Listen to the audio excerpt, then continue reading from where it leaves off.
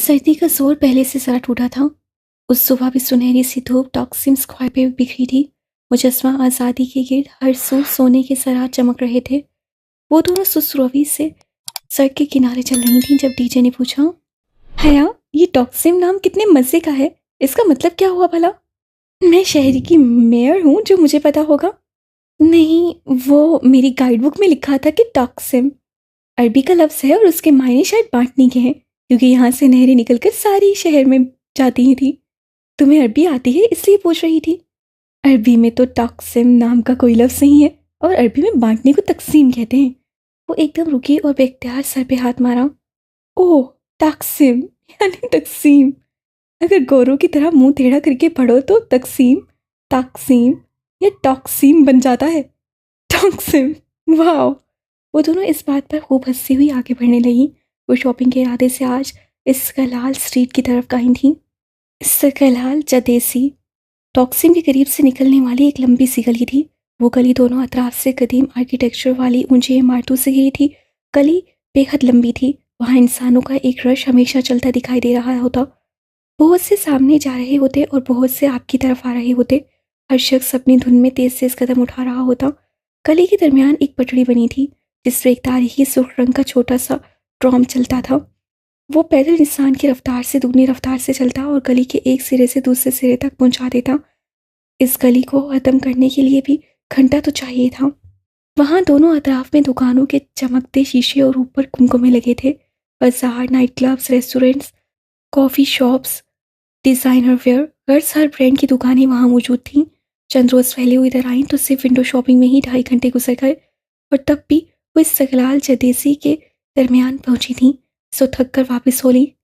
हया, तुमने देखा, इस्तकलाल स्ट्रीट जैसे मोटर इलाके में भी हर थोड़ी दूर बाद प्रेयर हॉल ज़रूर है। बड़े नेक हैं भाई तुर्क।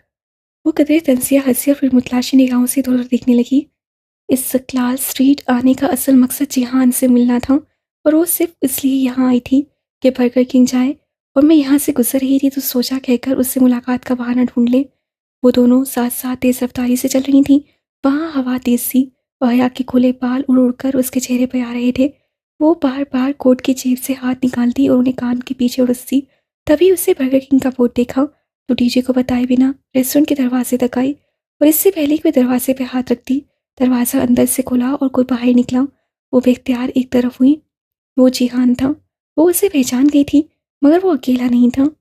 वो उसके सामने से आधा साथ से निकलकर गुजर गया तो पलट कर देखने लगी। डीजे ने उसे रुकते नहीं देखा था। वो अपनी धुन में दुकानों को देखती चलती गई और लोगों के रेले में आगे बह गई। हया यूं ही अपनी घुटनों तक आते स्याह कोट की जेबों में हाथ डाले उसे देख रही थी। अब वो हवा के रुख पे खड़ी थी तो उसके बाल पीछे की तरफ उड़ने लगे थे। जिहान उससे दूर जा रहा था। उसके साथ एक दराज कद लड़की भी थी, कोट स्कर्ट में मलबूस, अपने सुर्ख बालों को ऊंचे जोड़े में बांधे। वो लड़की नागवारी से हाथ हिला हिलाकर कुछ कह रही थी। जिहान ने उसे नहीं देखा। उसे यकीन था। वो दौड़कर उनके पीछे गई। वो दोनों बहुत तेज चल रहे थे। उनकी रफ्तार से मिलने की सही में वो एशियाई लड़की हाँफने लगी थी। बामुश्किल वो उसके ऐन अकब में पहुंच पाई। लड़की बुलंद आवाज में नफी में सा हिलाती कुछ कह रही थी। जिहां भी हासा झुंझलाया हुआ जवाबन बहस कर रहा था। वो तुर्क बोल रहे थे या कोई दूसरी जुबान, वो फैसला न कर पाई। शायद तुर्क नहीं थी। वो बहुत लंबे लंबे फिक्रे बोल रहे थे, और जितनी तुर्क हया ने अब तक सुनी थी वो ऐसी नहीं थी। तुर्क में फिक्रे छोटे होते थे, बस फाल इस्तेमाल किया और उसके आगे पीछे सांप के लाख के लगाकर एक बड़ा लफ्ज़ बोल दिया जो मायने में कई फिक्रों के बराबर होता। जिहान, जिहान। वो शोर और रश में बामुश्किल इतनी आवाज़ से उसे पुकार पाई कि वो सुन सके। उसकी तीसरी पुकार पे रुका। लड़की भी साथ ही रुकी। वो दोनों एक साथ पलटे। जिहान। उसके होंठ जिहान को देखकर एक मासूम मुस्कुराहट में ढलने लगे थे। क्या मसला है? उससे संजीदा उखड़े उखड़े अंदाज में अब्रू उठाए। उसके चेहरे पर इतनी सख्ती और नागवारी थी कि हया की मुस्कुराहट में खुलते लब बंद हो गए। उसका रंग फीका पड़ गया। मैं हया। वो बेयकीनी से बिना पलक झपके उसे देख रही थी। उसे शक गुस्सा कि जिहान ने उसे नहीं पहचाना। हाँ, तो फिर? वो मन में सुकेड़े बोला। वो लड़की कोट की जेबों में हाथ डाले खड़ी नापसंदीदगी से हया को देख रही थी। फिर हया ने बेयकीनी से ज़ेरे लब दोहराया। वो शर्त से जिहान को देख रही थी। कोई काम है? वो बामुश्किल सब करके बोला। हया ने धीरे से नफ़ी में सर हिलाया। उसमें बोलने की सकत नहीं रही थी। तो मेरी शक्ल क्या देख रही हो? जाओ। वो शानी झटक कर पलटा। लड़की भी कुछ उचट्टी निगाह उस पर डालकर मुड़ गई। इस्तिकलाल स्ट्रीट पे लोगों का रेला आगे बढ़ता गया। जिहान सिकंदर उस लड़की के पीछे बहुत से लोग उस समय जा रहे थे। कितनी ही देर वो साकित खड़ी, बहुत से सरों के पुश के दरमियान, और उन दोनों को दूर जाते देखती रही। उसकी पलकें झपकना भूल गई थीं। उन दोनों के सरापे हजूम में गुम हो रहे थे। वो दो नुक्ते बनते जा रहे थे, मध्यम, दूर, बहुत दूर। हया, हया। डीजे कहीं दूर उथल पुथल सी सांसों के दरमियान चिल्ला रही थी, मगर वो सुन नहीं रही थी। वो उसी तरह भीड़ के दरमियान पत्थर हुई खड़ी उसी समय देख रही थी। वो बहुत दूर जा चुके थे। साकित पुतलियों में अब दर्द होने लगा था। बिलाहिर भोज से उसकी पलकें गिरी और झुककर उठी तो मंजर भीग चुका था। उससे फिर से पलकें झपकाई तो भीगी आंखों से कतरे रुखसार पर गिरने लगे। सामने का मंजर कतरे वाज़ेह हुआ, मगर लम्हे भर की ताखीर से उसका ताक़ुब हार गया था। वो दोनों भीड़ में गुम हो गए थे। वो अपना मंजर खो चुकी थी। आंसू टप टप उसकी थोड़ी से नीचे गर्दन पर लुढ़कते गए। हया, किधर रह गई थी तुम? डीजे ने निढाल सी आकर उसका शाना झंझोड़ा। उसका सांस फूल चुका था और वो हाँप रही थी। मैं कहीं बहुत पीछे रह गई हूँ डीजे, वो उसी समय देखते हुए बड़बड़ाई थी। उसने एक हाथ से ओवन का ढक्कन खोला, दूसरे हाथ से गर्म ट्रे बाहर निकाली। ट्रे पे पूरी अस्सा गर्मा गर्म जिंजर ब्रेड तैयार पड़ी थी। अदरक की हल्की सी खुशबू सारे किचन में फैली थी। वो दूसरे हाथ से जिंजर ब्रेड को चेक करती सीधी हुई और ट्रे लाकर काउंटर पे रखी। वो सफ़ेद ढली सी आधे बाजुओं वाली टी शर्ट और खुले स्याह ट्राउजर में मलबूस थी। बालों का ढीला सा जूड़ा गर्दन पे पड़ा था और उलझी सी लटें गालों को छू रही थीं।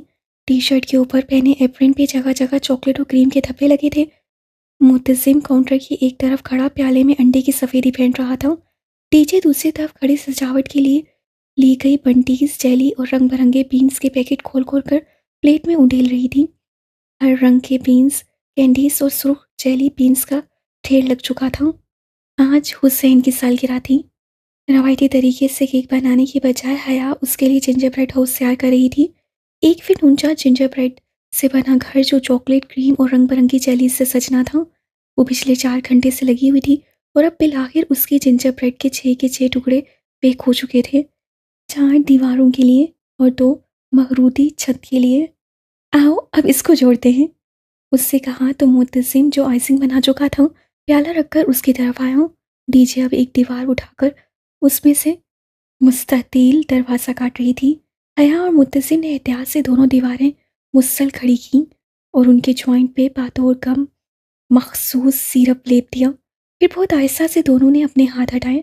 दीवारें सीधी खड़ी रहीं। सिरप ने उनको चिपका दिया था।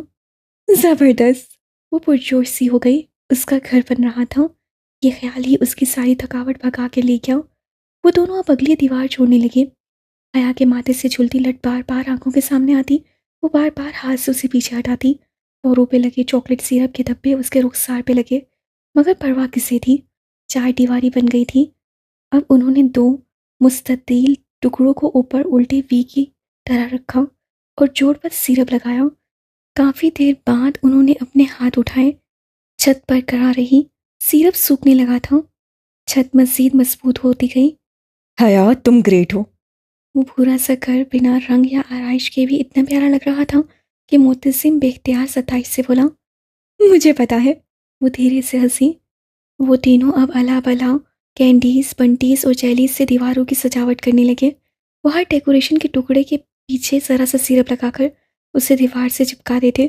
पूरे घर पे जगह जगह सुर्ख, सबस और नीले बटन की मानिंद आंखें उभरने लगी थीं। जरा सी देर में घर सज गया था। डीजे ने सफ़ेद क्रीम से खिड़कियों की चौकोर चौखटें बनाई और अंदर नीली क्रीम का रंग भर दिया। अब इस्तांबुल की बर्फबारी का मज़ा अपने घर को भी चिखाए। हया आइसिंग शुगर और छलनी ले आई। उससे सूखे सफ़ेद आटे की शक्ल की आइसिंग शुगर छलनी में डाली और घर के ऊपर करके छलनी आहिस्ता आहिस्ता हिलाने लगी। छलनी के सुराखों से सफ़ेद सरे नीचे गिरने लगे। पूरे घर पे बर्फबारी होने लगी और एक हल्की सी सफ़ेद तह चॉकलेट से ढके घर पर बैठने लगी। हया का जिंजर ब्रेड हाउस तैयार था। उससे एहतियात से ट्रे उठाई। घर पर करा रहा। वो उसके 4.5 घंटों की मेहनत का समय था। किसी सालगिरह की तकरीब से पहले हया सुलेमान नक्सक से तैयार न हो, हैरत अंगेज बात थी, मगर आज उसकी तैयारी वो घर ही था। उसे अपने रफ हुए एप्रन और चेहरे पे लगे धब्बों की परवाह नहीं थी। उसकी सारी तवज्जो ट्रे में रखे जिंजर ब्रेड हाउस पे थी। वो डीजे और मुअत्तिसिम के पीछे चलती कॉमन रूम में दाखिल हुई। वहाँ फासले फासले पे गोल मेज़ों के गिर्द कुर्सियों के फूल बने थे। दरमियानी मेज़ पे गिफ्ट्स और हुसैन का लाया हुआ केक रखा था। 12 ममालिक के एक्सचेंज स्टूडेंट्स आ चुके थे। वो कोई सरप्राइज पार्टी ना थी। सो हुसैन बड़ी मेज़ के पीछे खड़ा हंसता हुआ टाली का गिफ्ट लेने की कोशिश कर रहा था, जिसे टाली बार बार पीछे कर रही थी। सरप्राइज! दया ने पुकारा तो सबने उधर देखा। मुअत्तिसिम और डीजे के पीछे वो चौखट पे खड़ी थी। दोनों हाथों में उठाई ट्रे में वो फेरी टेल हाउस रखा था और हया को पता था वह हेंसल और ग्रेटल के जिंजर हाउस से ज़्यादा खूबसूरत था। वाओ। बेख्तियार बहुत से लबों से सताइश निकली। हया, तुमने मेरे लिए इतना किया। हुसैन बेहद मुतासिर हुआ था। उससे मुस्कुराते हुए शाने उचकाए। वो दरवाजे में खड़ी थी। दरवाज़ा अध खुला था और सर्दी अंदर आ रही थी। आओ हया, इसे मेज पे ले आओ। मुअत्तिसिम बड़ी मेज़ पे गिफ्ट्स, केक्स और दूसरी डिशेस के दरमियान चीज़ें हटाकर जगह बनाने लगा। सर्दी की लहर दरवाजे से अंदर घुस रही थी। उससे बाएं हाथ में ट्रे पकड़े, दायां हाथ बढ़ाकर दरवाज़ा धकेलना चाहा। वो बदकिस्मती का लम्हा था। दरवाजे की नॉब को उसे छुआ ही था कि दरवाज़ा जोर से पूरा खुला और कोई तेज़ी से अंदर दाखिल हुआ। खुलते दरवाजे ने उसका बड़ा हाथ पीछे धकेला और वो तवाज़ुन बरकरार न रख सकी। बेख्तियार एक कदम पीछे हटी और तभी उसके बाएं हाथ में पकड़ी ट्रे टेढ़ी हुई। Oh no. बहुत सी दिलदोज़ चीखें बुलंद हुईं और उन सबसे दिलहराश उसकी अपनी चीख थी। उल्टी हुई ट्रे उसके हाथ में रह गई। हल्की सी ठट की आवाज़ के साथ जिंजर ब्रेड हाउस ज़मीन पर जा गिरा। हर दीवार टुकड़ों में बट गई। बंटीज और जेलीज इधर उधर बिखर गईं। फर्श पे ब्रेड, चॉकलेट, क्रीम और रंग बिरंगी बंटीज का एक मलबा पड़ा था और वो सब सन्नाटे के आलम में फटी फटी निगाहों से उसे देख रहे थे। कितने ही पल वो शौक के आलम में उस मलबे को देखी गई और फिर उसके उस पार नजर आते जॉकर्स को देखा और अपनी शर्शर निगाहें ऊपर उठाईं। वो जिहान सिकंदर था और उतनी ही बेयकीनी और शौक से उस मलबे को देख रहा था। हया के देखने पे बेख्तियार उससे नफे में सर हिलाया। हया, आई एम सॉरी, मैंने जानबूझकर नहीं। मुझे नहीं पता था कि तुम सामने। ओ गॉड।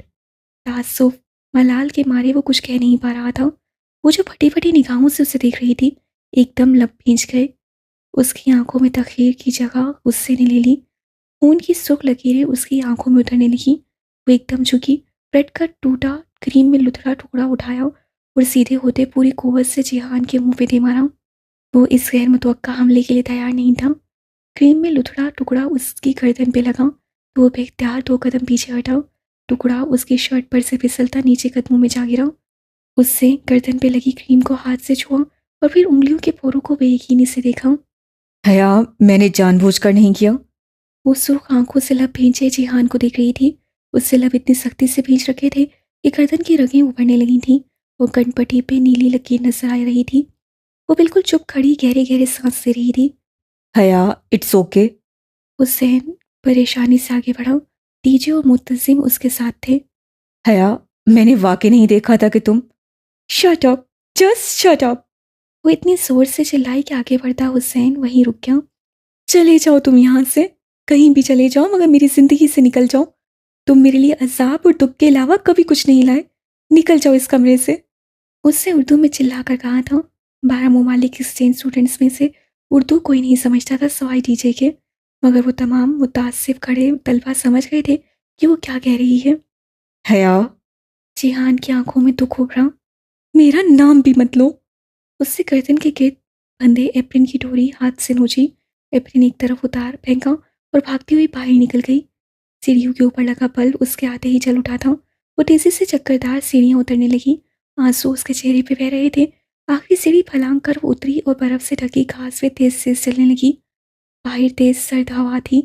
हल्का हल्का सा कोहर हर सू छाया था। वो सीने पे बाजू लपेटे सर झुकाए रोती हुई चलती जा रही थी और उसे पता था वो एक जिंजरब्रेड हाउस के लिए नहीं रो रही। पहाड़ी की ढलान उतरकर सामने सभांची की मसनूई झील थी। झील अब हाथ से पिघल चुकी थी, फिर भी फांसे फांसे पे बड़े बड़े बर्फ के टुकड़े तैरते नजर आ रहे थे। वो झील के किनारे रुक गई। तेज दौड़ने से उसका सांस फूल गया था। पतली टी शर्ट में सर्दी लगने लगी थी। ढीला चूड़ा खुलकर कमर पे गिर गया था। वो थकी मांदी सी घास पे बैठ गई और स्लीपर से पाँव निकाल कर ठंडे पानी में डाल दिए। खुद असीती की इंतहा थी। घुटनों के गिर्द बाजू लपेटकर सर नीचे झुकाकर वो एकदम से बहुत फूट फूट कर रोने लगी। मस्तूरी झील का पानी रात के अंधेरे में चांद की रोशनी से चमक रहा था। गोया चांदनी का एक बड़ा सा वर्ग स्याह पानी भी तैर रहा हो। दूर जंगल से परिंदों की आवाज़ें वक्फे वक्फे से सुनाई देती थीं। कई लम्हे रेत की तरह फिसलकर झील की चांदनी में गुम हो गए तो उसने कदमों की चाप सुनी। कोई उसके साथ आ खड़ा हुआ था। उसने भीगा चेहरा उठाकर देखा। वो जीन्स की जेबों में हाथ डाले लब काटता संजीदा सा उसके साथ खड़ा था। सॉरी हया, मैं तो माजरत करने आया था कि उस रोज़ काम की परेशानी में तुमसे मिसबिहेव कर गया, मगर वो चुपचाप बेआवाज रोती उसे देखी गई। I am really sorry. मैंने तुम्हारा इतना नुकसान कर दिया। मैंने तुम्हें देखा नहीं था। मुझे नहीं मालूम था कि तुम दरवाजे के पार खड़ी हो।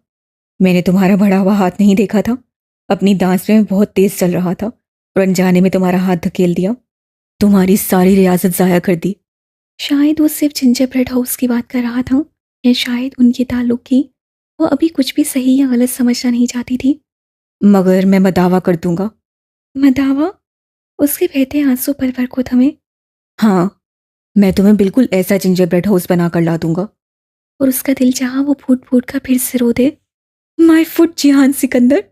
वो एक झटके से उठी और गीले पैर पानी से निकालकर स्लीपर्स में डाले। मेरी जिंदगी में जिंजर ब्रेड हाउस से बड़े मसाइल हैं। वो तेजी से पलटी तो ढीले चूड़े का आखिरी बल भी खुल गया और सारे बाल आबशार की तरह कमर पे सीधे गिरते गए। वो तेज से इस कदम उठाती ऊपर ढलान पे चढ़ने लगी। जिहान लब काटता उसे दूर जाते देखता रहा। वो तकिए से टेक लगाए पाँव लंबे किए कंबल में लेटी थी। दोनों हाथों से मोबाइल थामे वो गेम खेल रही थी। साथ वाले बंक पे टाली मुंह पर तकिया रखे सो रही थी। चेहरी स्टडी रूम में थी। खदीजा नीचे अपने बंक की कुर्सी पर बैठते मेज पर रखे लैपटॉप की कुंजियों पे उंगलियां चला रही थी। हुसैन का बर्थडे जिंजर ब्रेड हाउस टूटने से खराब नहीं हुआ। उसका बर्थडे तुम्हारे ओवर रिएक्शन से खराब हुआ है। तुमने अपने कज़न के साथ अच्छा नहीं किया। उसका कसूर नहीं था। उससे तुम्हें वाकई नहीं देखा था। अगर तुम थोड़ा सा सब्र कर लेती और खुले दिल से अपने कज़न को वेलकम करती तो हम उसी टूटे जिंजर ब्रेड हाउस को यादगार बना लेते। उससे एक दूसरे के चेहरों पे मिलते, उसके साथ तस्वीरें खिंचवाते और क्या कुछ ना करते। चीज़ें वक्ती होती हैं, टूट जाती हैं, बिखर जाती हैं। रवैये दायमी होते हैं, सदियों के लिए अपना असर छोड़ जाते हैं। इंसान को कोई चीज़ नहीं हरा सकती जब तक वे खुद हार ना मान ले। और तुमने आज एक टूटे हुए जिंजर ब्रेड हाउस से हार मान ली। लैपटॉप की स्क्रीन पर निगाहें जमाए डीजे तेजी से कुछ टाइप करते कह रही थी। हया उसी तरह बबल चबाती मोबाइल का बटन दबा रही थी। तुम्हारे जाने के बाद सब इतना शर्मिंदा थे कि मत पूछो किस तरह मैंने बामुश्किल सबको मनाकर हुसैन से केक कटवाया। दफातन हया का मोबाइल बजा तो डीजे खामोश हो गई। हया ने लब भेजे स्क्रीन को देखा। वहाँ जेहान का मोबाइल नंबर लिखा आ रहा था। जाने के बावजूद भी वो कॉल मुस्तरद न कर सकी। क्या है? उससे फ़ोन कान से लगाकर बहुत आहिस्ता से कहा। अभी तक खफा हो? वो एकदम इतनी अपनायत से पूछने लगा कि वो लब काट कर रह गई। पलक में आंसुओं का गोला सटकने लगा। खफा होने का इख्तियार अपनों को होता है। मुझे इख्तियार कभी किसी ने दिया ही नहीं। इतने लंबे मुकालमे मत बोलो। मुझसे अब सर्दी में नहीं खड़ा हुआ जा रहा। फौरन बाहर आओ। वो एकदम उठ बैठी। तुम कहाँ हो? आंसू गायब हो गए। तुम्हारे डोम के बाहर बैल्कोनी में खड़ा हूँ। मेरे अल्लाह, तुम अब तक यहीं हो? वो फ़ोन फेंक कर उठी, तेज़ी से सीढ़ियाँ फलांगती नीचे उतरी और थोड़ कर दरवाज़ा खोला। वो बैल्कोनी की रेलिंग से टेक लगाए सीने पे बाजू लपेटे खड़ा था। उसे देखकर मुस्कुराया। उफ जिहान। नया दरवाज़ा बंद करके उस सकाई। उससे टी शर्ट के ऊपर एक खुला सा स्याह स्वेटर पहन लिया था और बालों का फिर से ढीला जूड़ा बना लिया था। आंखें हनूस मुतवरम थी। कब से खड़े हुए इधर? वो हफ्की से कहती उसके साथ आ खड़ी हुई। जब से तुमने बताया था कि तुम्हारी जिंदगी में जिंजर ब्रेड हाउस से बड़े मसाइल हैं, मैंने सोचा उनको हल किए बगैर ना जाऊं। चाय तो नहीं पिलाओगी? वो कुछ ऐसे डरते डरते बोला कि वो सारी तलखी बुलाकर हंसी। आओ, तुम्हें एप्पल टी पिलाती हूँ। तुम्हारी तुर्की की सौगात है, वरना पाकिस्तान में तो हमने कभी भी सेब वाली चाय नहीं पी थी। वो दोनों साथ साथ अंदरूनी सीढ़ियाँ उतरने लगे। और हम यही पीकर बड़े हुए हैं। कितना फ़र्क है ना हम में। वो शायद यूं ही बोला था और किचन का दरवाज़ा खोलते हया ने मुड़कर उसे देखा ज़रूर था। हाँ, बहुत फ़र्क है हम में। उसने तस्लीम कर लिया था। उससे हार मान ली थी और इंसान को कोई चीज़ नहीं हरा सकती जब तक कि वो खुद। उफ, ये डीजे की सुनहरी अकवाल भी ना। वो सर झटक कर किचन में दाखिल हुई। एप्पल टी तो ख़त्म है, अब सादा चाय पियो। उससे कैबिनेट खोलकर चंद डब्बे आगे पीछे किए और फिर मायूसी से बताया। दूध निकालो, मैं चाय का पानी चढ़ाता हूँ। वो आगे बढ़ा, तेज की ढूंढ ढांड कर निकाली, उसमें पानी और पत्ती डालकर चूल्हे पर चढ़ाई और चूल्हा जला दिया। वो ऐसा ही था, फौरन से काम कर देने वाला।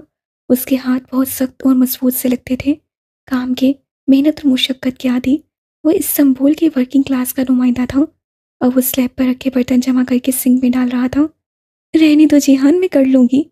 तुमने करने होते तो अब तक कर चुकी होती। अब इससे पहले कि पानी सूख जाए दूध डाल दो, बल्कि मुझे दो।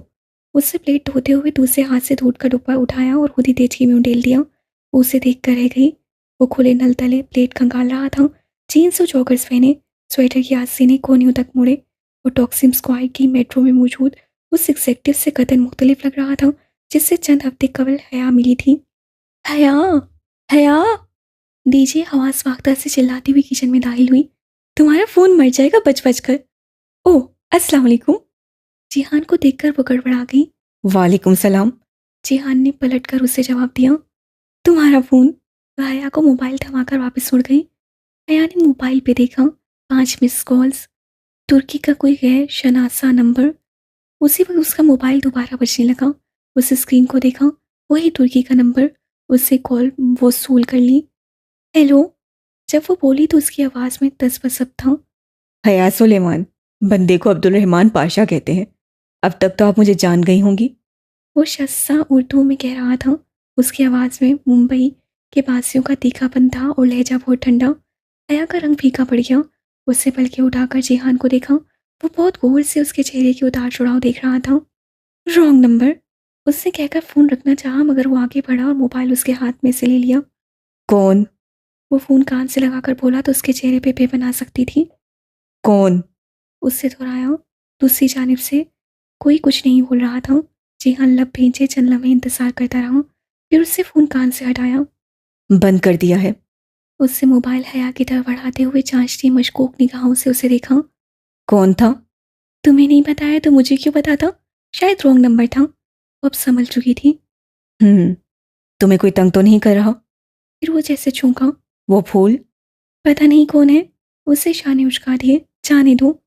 हरासमेंट एक जुर्म है, हम उसके लिए पुलिस के पास जा सकते हैं। वो कुछ सोच कर बोला। किसी मस्से काल जिहान सिकंदर के पास सा हो ये मुमकिन था भला? जाने दो, मैं उसे ज़्यादा अहमियत नहीं देती, खुद ही थक कर रुक जाएगा। गो कि वो मुतमिन नहीं हुआ था, मगर सर हिलाकर पलट गया और नल फिर से खोल दिया। हया ने मोबाइल को साइलेंट पे लगाकर जेब में डाल दिया। वो इस नाजुक रिश्ते में मज़ीद बदगुमानी की मुतहम्मिल नहीं थी। चूल्हा क्यों बंद कर दिया? अभी पकने देती, मैं ज़्यादा कड़ी हुई चाय पीने का आदी हूँ। उसी पल चूल्हा बंद हुआ तो वो चौंका। मैंने बंद नहीं किया, ये ऑटोमेटिक है। हर 15 मिनट बाद 10 मिनट के लिए बंद हो जाता है, सो 10 मिनट बाद खुद ही चालू उठेगा। ये अच्छा काम है। उसे जैसे कोफ्त हुई। फिर आखिरी बर्तन खंगालते हुए वो बार बार चूल्हे को सोचती नजरों से देखता रहा। जब बर्तन खत्म हो गए तो हाथ धोकर चूल्हे की तरफ आया। बर्तन धुल गए हमारे, अब तुम्हारी जिंदगी के अगले मसले को हल करते हैं। उसके बाद कौन सा मसला है वो भी बताओ। वो चूल्हे को फिर से चलाने की कोशिश करने लगा। मेरी जिंदगी के मसले टूटे कैबिनेट या ठंडे चूल्हे की तरह नहीं है जो तुम हल कर लोगे। अच्छी भली जिंदगी है तुम्हारी, क्या मसला है तुम्हें? सवाए इस बेकार चूल्हे के कोई तो हल होगा इसका भी। वो निचला लब दबाए झुककर स्विच से छेड़छाड़ कर रहा था। इसका कोई हल नहीं है। ये नामुमकिन है कि किसी मसले का कोई हल ना हो। ठहरो, मैं कुछ करता हूँ। वो पंजों के बल जमीन पे बैठा और झुककर नीचे से चूल्हे का जायजा लेने लगा। जिहान, रहने दो। मेरी कार से मेरा टूल बॉक्स ले आओ, डैशबोर्ड में पड़ा होगा, तब तक मैं इसे देखता हूँ। वो जीन्स की जेब से चाबियों को गुच्छा निकालकर उसकी तरफ बढ़ाए, गर्दन नीचे झुकाए चूल्हे की इर्द गिर्द जैसे कुछ तलाश कर रहा था। वो जिहान ही क्या, जो कुछ करने की ठान ले तो किसी की सुने। उससे मेट्रो में अपने जूते की तस्में खोलता जिहान याद आया था। उसे मुस्कुराहट दबाकर हाथ बढ़ाकर चाबी पकड़ी और दरवाजे की तरफ बढ़ गई। जिहान की छोटी सफ़ेद सी कार हॉस्टल की सीढ़ियों के आखिरी सीने के सामने ही खड़ी थी। उसमें से टूल बॉक्स निकालते हुए हया ने बेख्तियार सोचा था कि वो इतना अमीर नहीं है जितना वो समझती थी, या फिर शायद यूरोप में रहने वाले रिश्तेदारों के बारे में अमूमी तस्वुर यही होता है कि वो हाथ से दौलतमंद होंगे, जबकि जिहान और सबीन फूफो उसके बरक्स मेहनत कश और वर्किंग क्लास के अफराद थे। वो वापस आई तो वो चोरी से ही शुरू हो चुका था और पाइप सॉकेट और पता नहीं क्या क्या खोले बैठा था। चंद मिनट वो खामोशी से स्लैब के साथ टेक लगाए खड़ी उसे काम करते देखती रही। वो दाएं घुटने और बाएं पंजे के बल जमीन पे बैठा पाइप की दाने पे पेचकस से कुछ खोल रहा था। टूल बॉक्स उसके पाँव के साथ फर्श पे खुला पड़ा था। चंद सबर असमा पल भी थे और फिर वो वाथाना अंदाज में हाथ झाड़ते हुए उठा। ये चौथा चूल्हा जो कोने में है, ये फिक्स कर दिया है, अब ये खुद से नहीं बुझेगा। उससे कहने के साथ ही अमली मुशायरे के तौर पे चौथे चूल्हे को जला दिया और फिर चाय की केतली उससे फिर रख दी। ये जो तुमने हरकत की है ना जिहान सिकंदर, ये गैर कानूनी है। अगर किसी को पता चल गया तो? सुभान जी, में स्मोकिंग भी गैर कानूनी है, मगर स्टूडेंट करते हैं ना। ड्रिंकिंग भी गैर कानूनी है, स्टूडेंट्स वो भी करते हैं। और कमरों में छोटे चूल्हे और माइक्रोवेव रखना भी गैर कानूनी है, वो भी रखते हैं ना। सो तुम भी अपनी मर्जी करो। वो काउंटर से टेक लगाए खड़ा बड़ी लापरवाही से बोला तो हंसी। उसे अपना सर्वे फॉर्म याद आ गया था। तुम सुभान जी से बड़े हो जितनी मालूमात है। सुभान जी से बड़ा होता तो एक छोटा सा रेस्टोरेंट न चला रहा होता। हम तो आम सी सरकारी यूनिवर्सिटी से पढ़ने वाले मिडिल क्लास लोग हैं मादाम। वो जब भी अपनी कम आमदनी या काम का जिक्र करता, उसके बज़ाहिर मुस्कुराते लहजे के पीछे एक तल्ख उदासी सी होती, एक एहसास से कमतरी, या फिर शायद ये उसका वहम था। खैर, हया गहरी सांस लेकर चूल्हे की तरफ आई और चाय की केतली उठा ली। ट्रे में प्यालियां उससे पहले सेट कर रखी थी। अब वो छलनी रखकर चाय उंडेलने लगी। इस वीकेंड पे डिनर करें साथ। उसने झटके से सर उठाया। जरा सी चाय छलनी के धाने से फिसल कर प्याली पकड़े उसके हाथ पे गिरी, मगर वो बेहद हैरत और बेयकीनी से जिहान को देखी गई। अच्छा अच्छा, नहीं करते, गलती से कह दिया। वो जैसे शर्मिंदा हो गया। नहीं नहीं, मेरा मतलब है। ठीक है, श्योर, मगर कहाँ? वो जल्दी से बोली, मबादा वो कुछ गलत ही न समझ लें। फिर अपनी जल्दबाजी पे खिफ़्फ़त भी हुई। इस्तकलाल जदेसी में कहीं भी तुम्हारी बस टॉक्सिम पे उतरती है ना। हया ने उसकी प्याली उठाकर उसे दी तो उसे सर के जरा से अस्वाद के साथ थाम ली। हाँ। वो अपनी प्याली लेकर उसके मुकाबिल स्लैब से टेक लगाए खड़ी हो गई और चाय में चम्मच हिलाने लगी। फिर मैं तुम्हें टॉक्सिम से पिक कर लूंगा, हफ्ते की रात 8 बजे, ठीक? ठीक। वो खून पड़ते हुए मुस्कुरा दी। जब वो उसे वापस बाहर तक छोड़ने आई तो दोनों को अपने नीचे पाकर बेलकुनी की बत्ती खुद से जल उठी। वो सीढ़ियों की तरफ बढ़ी रही थी कि वो होले से कह उठी, आई एम सॉरी, मैं आज ओवर रिएक्ट कर गई थी। जिहान ने पलट कर उसे देखा। किचन के सारे बर्तन धुलवाकर, चूल्हा ठीक करवाकर और चाय के 2 कप बनवा के तुमने बिलाखिर मान ही लिया। बहुत शुक्रिया, अब मैं सुकून से सो सकूंगा। वो गोया बहुत तशक्कुर एहसानमंदी से बोला था। वो हिफ़्फ़त से हंसी। कहा ना सॉरी। सॉरी मुझे भी करनी चाहिए, मगर मैं वो डिनर पे करूंगा। उधार रहा, हफ्ते की शाम 8 बजे शार्प। मुझे याद रहेगा। वो सीढ़ियाँ उतरने लगा और हया सीने में बाजू लपेटे खड़ी उसे जाते देखती रही। जब उसकी कार निगाहों से ओझल हो गई तो वो कमरे की तरफ मुड़ गई। बेलकुनी की बत्ती बुझ गई। सारे में तारीकी छा गई। डीजे वहीं कुर्सी पे बैठी लैपटॉप पे कुछ टाइप कर रही थी। वो सेरेलब कोई धुन गुनगुनाते हुए कमरे में दाखिल हुई और अपने पंख के सीने चढ़ने लगी। तुम्हारा कज़न बड़ा हैंडसम है, डीजे ने मसरूफ अंदाज में तबसरा किया। सो तो है, उसने बेड में लेटकर डीजे को देखते हुए जवाब दिया। ये वही पुप्पो का बेटा है ना? डीजे स्क्रीन को देखती लैपटॉप की कुंजियों पे उंगलियां चला रही थी। वही शादीशुदा। हाँ। उसके लबों पे एक दबी दबी मुस्कुराहट डर आई। अच्छा। डीजे मायूसी से खामोश हो गई। हयात जेरे लब वही धुन गुनगुनाने लगी। बको मत, मुझे असाइनमेंट बनाने दो। कुछ देर बाद डीजे चुंचलाकर बोली, मगर वो मुस्कुराते हुए गुनगुनाई जा रही थी। वो खुश थी, बहुत खुश।